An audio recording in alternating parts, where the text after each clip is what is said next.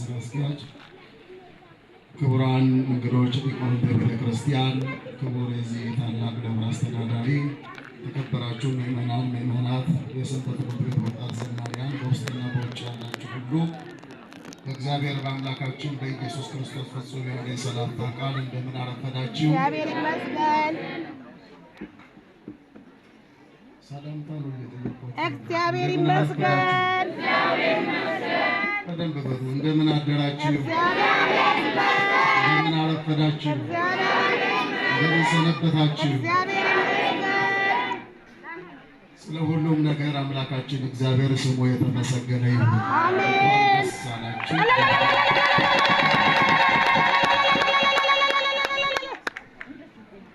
ጨረሳችሁ? ስለ ሁሉ ነገር ማን ይመስገን? እግዚአብሔር ይመስገን። የጅማሬም የፍጻሜም ባለቤት እግዚአብሔር አምላካችን እስከዚህ ሰዓት ደርሶን አድርሶን ለዚህ ሰዓት ያደረሰን እሱ ነውና ከሁሉ በላይ ስሙ ለዘላለሙ የተመሰገነ ይሁን። የወንጌል ትምህርት በሚገባ ተምረናል። ቃለ ወንጌልን ላስተማሩን መጋቢ ሐዲስ መምህር ምናለ እግዚአብሔር ቃለ ሕይወትን ያሰማልን፣ አስበ መምህራንን ያድልልን። በመቀጠል መምህር ኤፍሬምም እንደዚሁ በማስተባበር የጽድቅ ስራ ሁላችንም እንድንሰራ በመነቃቃት ፕሮግራሙን እንድንከታተል በረከት እንድናገኝበት ትልቅ አገልግሎት ነው ሲያገለግሉት የነበረና ለእሳቸውም የአገልግሎት ዘመናቸውን እግዚአብሔር ይባርክልን። እናንተ ያላያችሁት ያው ብዙዎቻችሁ አሁን የመጣችሁ ብዬ ነው ያላያችኋቸው ሌሊቱን ሙሉ ደግሞ ያለ እንቅልፍ በአገልግሎት ላይ ያደሩ ሊቃውንተ ቤተ ክርስቲያን አሉ። ለእነሱም እግዚአብሔር ጸጋውን ያብዛላቸው። ከዚህ በበለጠ ቤቱ እንዲያገለግሉ እግዚአብሔር መንፈስ ቅዱስ ይርዳቸው፣ ይርዳል። በዝማሬው ጸጋ ታቦቱ ከመጣበት ጊዜ ጀምሮ ያሬዳዊ ዝማሬ በማቅረብ ያገለግሉ የሰንበት ትምህርት ቤት ወጣት ዘማሪያንንም አሁን ወዴት እንደጠፉ አላውቅም፣ የተወሰኑት አሉ።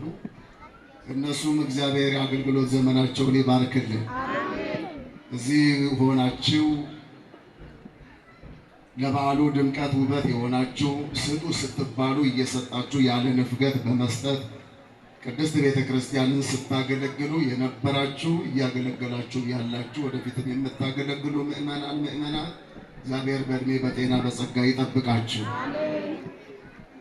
በግድ አሜን በሉ ተብላችሁ አሜን እያላችሁ ያላችሁንም እግዚአብሔር ይባርካችሁ።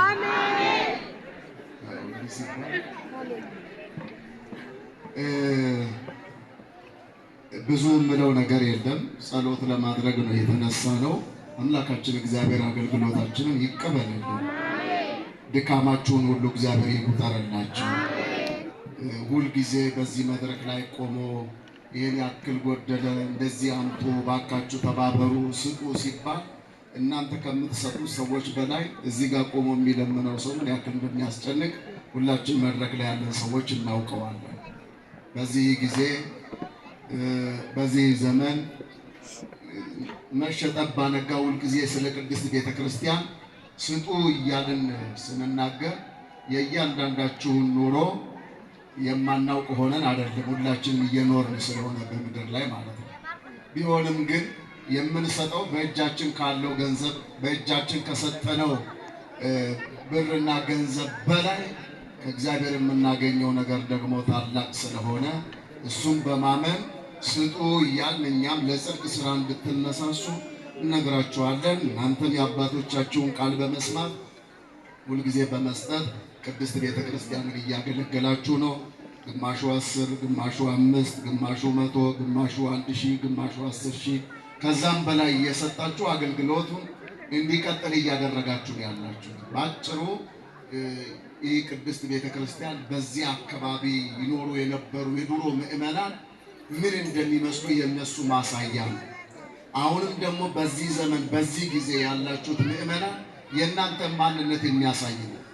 ጎስቁሎ አርጅቶ ዝም ብሎ በቃ ድክርት ብሎ ቤተ መቅደሱ ለአይን እይታ የሚያስጠላ ቢሆን እነዛ ማለት እናንተ ናችሁ ማለት ነበር። ምክንያቱም ለቦታው ትኩረት ሰጥቶ ልማታዊ ስራ ላይ ያልተሳተፉ ስለ ቤተ ክርስቲያናቸው ጉዳይ ይታደስልን ብሎ የማይናገሩ ምዕመናን ተሳትፎ የማያደርጉ በውስጡ ያሉ አገልጋዮችም ከአስተዳዳሪው ጀምሮ ለቦታው ደንታ የሌላቸው አይነት ነገር ነበር የሚባለው።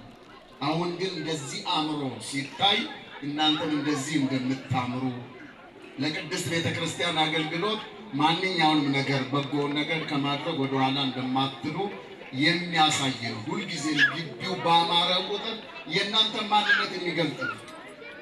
የአረማያ ቅዱስ ማርቆስ ምዕመናን እጅግ በጣም ጠንካሮች፣ ቦታውን በልማት ስራ አደራጅተውታል። በዚያ ስፍራ ያሉ አስተዳዳሪውን በጣም ጠንካራ ናቸው።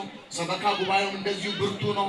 ካህናቱም ራሱ በጣም ጠንካሮች ናቸው እና ቤተ ክርስቲያኑ በጣም ጥሩ አገልግሎት እየሰጠ ያለ ነው ሲባል በምድርም ላይ ያላለን ሰዎች ምስጋና ነው ማለት ነው፣ ሞራል ነው ማለት ነው። እና ይህ ቅድስት ቤተ ክርስቲያን የተሰራበት ጊዜ የቆየ ቢሆንም እድሳቱ ግን ዝም ብሎ እድሳት ሳይሆን መሰረታዊ እድሳት ነው የነበረው። ከጉልላቱ መስቀሉ ጀምሮ የመስቀል አለው የቀለም ቅቡ በውስጡ ያሉት ስዕላት አሁን እዚህ ያለንበት ስቴጅ ራሱ ፊት ያልነበረ በአዲስ መልክ የተገነባ የተሰራ ግቢውም ደግሞ እንደው በዚህ ቀን አልደርስላችሁ ብሎ እንጂ ትናንትና ስናገር ነበር። ቴራዞ እዛ ጋር ተቀምጧል። መሬቱን ተደልድሎ ተመቻችቷል። ከዚህ ፕሮግራም በኋላ ይሄ ሁሉ የሚቀጥል ብዬ ነው ተስፋ የማደርገውና ይሄ ሁሉ የግንባታው አካል ነው። ይሄ ሁሉ የእድሳቱ አካል ነው እና በሰፊው ነው ስራው የተሰራው። ስለ ሁሉ ነገር ማን የተመሰገነ ይሁን? እግዚአብሔር የተመሰገነ ይሁን። እንግዲህ ትናንት እንዳልኳችሁ ስለ ቤተ መቅደስም ደግሞ ቅድም መምህር መናደስ ያስተምሩ ነበረ።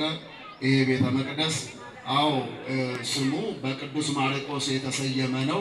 ቤቱ ግን የማን ቤት ነው አለ? የእግዚአብሔር ነው ቤቱ። ለመታሰቢያነት ነው በቅዱስ ማርቆስ የተሰየመው። ምናልባት በጣም ግልጽ እንዲሆንልን ለመናገር ያክል ደጃች ባልቻ ሆስፒታል ታውቃላችሁ? ደጃች ባልቻ ዛሬ አሉ። እሳቸው ይታከሙበታል። ለእሳቸው ምንም የሚጠቅመው ነገር እኮ የለም አሁን ላይ ማለት ነው። ስሙ ግን መታሰቢያነቱ ለእሳቸው ሆነ። ለሀገር ስለከፈሉት ውለታ፣ ለሀገር ስለሰሩት ስራ ውለታቸውን ሀገራችን እያስታወሰች በዛ ልክ ስማቸው እንዲጠራ ተደርጎ እንጂ በውስጡ የምንታከም የምንገለገልበት እኛ ነን ማለት ነው። ስሙ ግን መታሰቢያው ለእሳቸው ሆነ። ራስ መኮንን ድልድይ ታውቃላችሁ? ፒያሳ አካባቢ እሳቸው በዛ ላይ አይተላለፉ። እዛ ላይ የምንተላለፍ እዛ ላይ የምንጠቀምበት እኛ ነን ዛሬ። መታሰቢያነቱ ግን ለእሳቸው ሆነ። ለምን? በወቅቱ በዘመናቸው ለሀገር ውለታ ስለዋሉ ማለት ነው። ብሎም ደግሞ እንደዚሁ ሀገራችንን በዓለም መድረክ እያስጠሩ ያሉ ዛሬም በሕይወት ያሉ ሰዎች ደግሞ ደራርቱ ቱሉ አደባባይ ታውቃላችሁ? በሕይወት እያለች ማለት ነው። መታሰቢያው ለእሷ ሆነ። በአደባባዩ ላይ ግን የሚጠቀሙ ማንኛውም መኪና የያዘ ሁሉ ያዞርበታል ማለት ነው። ጥቅሙ የጋራችን ነው። መታሰቢያው ግን ለእሷ ስም ሆነ ማለት ነው። አበበ ቢቂላ ስታዲየም ታውቃላችሁ? አበበ ቢቂላ አሁን ዛሬ ምን ያደርግበታል? ነገር ግን በባዶ እግሩ በሮማ አደባባይ ላይ ሮጦ የሀገርን ክብር ከፍ ያደረገ የሀገር ጀግና ስለሆነ ኢትዮጵያ ሀገራችን ስሙ እንዲጠራበት መታሰቢያ እንዲሆንለት ብላ ያንን አንጻለች። በዛ ላይ ዛሬ የምንጠቀምበት አሁን ዛሬ እኛ ያለን ሰዎች ነን ማለት ነው። ምናልባት ግልጽ የሆነላችሁ ይመስላል። ከዚህ አንጻር የተክለ ሃይማኖት ቤተክርስቲያን፣ የአቡነ ገብረ መንፈስ ቅዱስ ቤተክርስቲያን፣ የቅዱስ ማርቆስ ቤተክርስቲያን ቢባል መታሰቢያነቱ ለነሱ ተሰጠ እንጂ ቤቱ ግን የማን ነው? የእግዚአብሔር ነው። አሁን ያለነው በማን ቤት ነው? በአባታችን በእግዚአብሔር ቤት ውስጥ ነው ያለነው። በቤቱ የሰበሰበ አምላካችን እግዚአብሔር ስሙ ለዘላለሙ የተመሰገነ ነው። እግዚአብሔር ይመስገን።